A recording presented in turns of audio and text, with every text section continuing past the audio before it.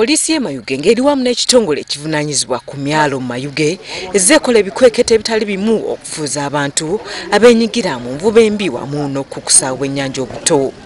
Mu bikwekete ebikoleddwa ku myalo omuli ogw'Ebuluba, Namiti wamu ne Namoni mwe bakwatidde abasajja babadde balina obwennyanja obuto wamu n'obutimba obutatuukana na mutindo.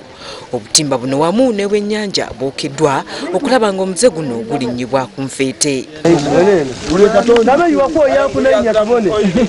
Wabula abakulira ebyobuvubi ku bizinga bino bennyamidde olwa bannaabwe be bali nabo ku bukiiko ate abafuuka kasobeza ng'ekiwalaata ky'embuzi ate ne basalawo okwenyigira mu nvuba embi.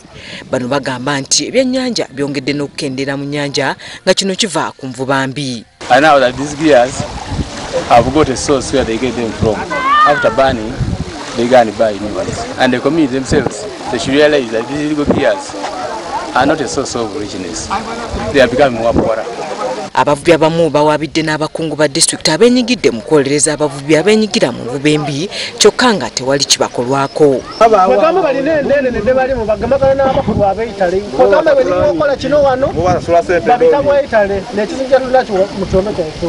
Abakwate okuli wa Kibinga Moses, John Odoy, Kasada Frank, Mpolomi Fred, Magambo Hakim wamu n'ebyakika Moses bakumirwa ku poliisi e Mayuge ng'okunoonyereza bwe kugenda maaso n'oluvannyuma bakusimbibwa mu kkooti babitebye. Harriet Namukasa, Balige ya Makae, WBS TV Mayuge.